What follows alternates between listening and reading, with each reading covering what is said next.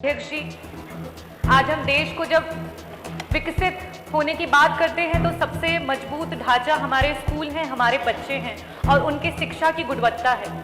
और उनके शिक्षा की गुणवत्ता कब हम सुनिश्चित कर पाएंगे? जब हमारे शिक्षक वो मजबूत रहेंगे, जब उनका हेल्थ मजबूत रहेगा। आज ये प्रश्न पूछने का मेन उद्देश्य यह है कि जो हमारे शिक्षक हैं, आज वो विभिन्न प्रकार की बीमारियों से जूझ रहे हैं, चाहे वो कम्युनिकेबल डिजीजेस हो या नॉन कम्युनिकेबल डिजीजेस हो।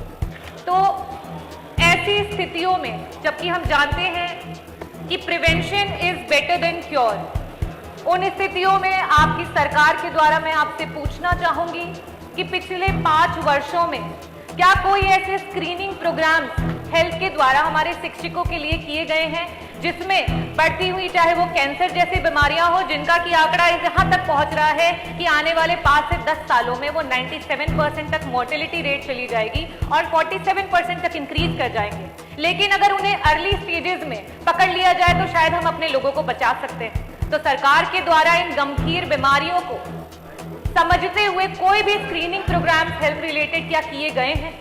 और अगर नहीं किए गए हैं तो इनके बारे में क्या सरकार कोई भी विचार कर रही है?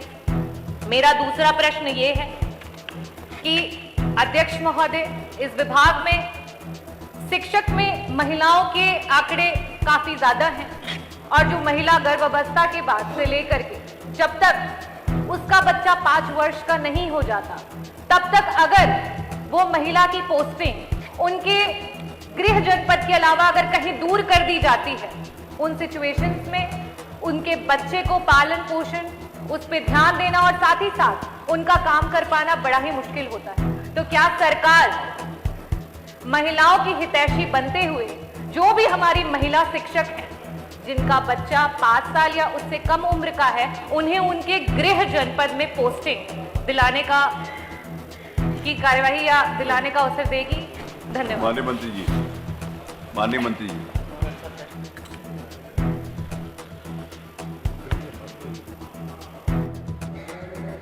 माननीय अध्यक्ष जी, माननीय सदस्य ने प्रश्न किया कि जो हमारे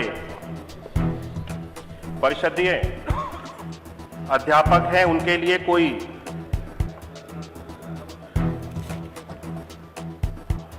हेल्थ से संबंधित बीमा की व्यवस्था सरकार के द्वारा की गई है।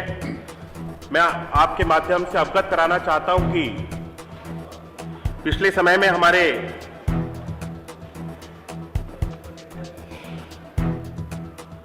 जितने भी परिषदीय अध्यापक हैं, इनके लिए एक cashless premium based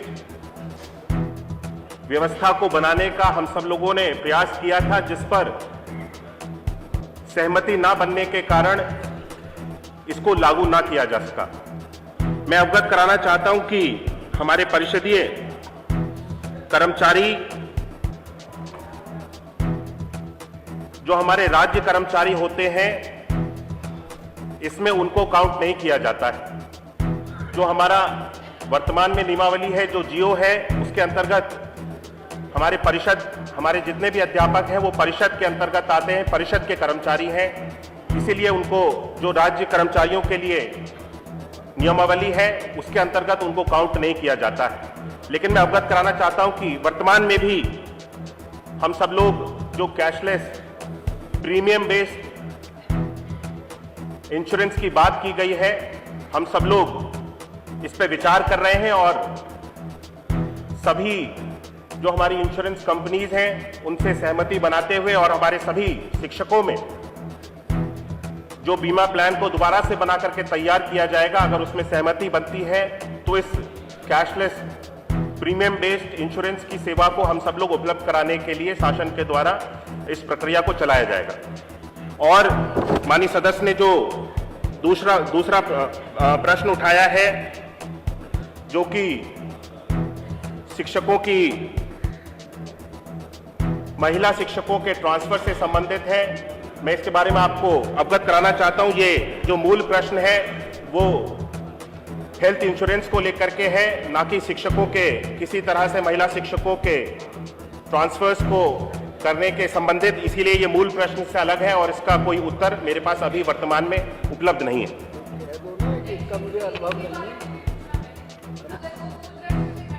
health screening, क्योंकि ये हेल्थ इंश्योरेंस की बात हो रही है, जब किसी को बीमारी से पहले ही रोक दिया जाए, प्रिवेंशन कर दिया जाए, तो वो बीमारी ही नहीं पड़ेगा। तो क्या इस बारे में सरकार कुछ सोच रही है हमारे शिक्षकों को उनके हेल्थ को मजबूत करने के लिए? क्या कोई भी ऐसे हेल्थ स्क्रीनिंग प्रोग्राम्स किए गए हैं जिसमें अर्ली स्टेज में डिजीज को रोका जा सके?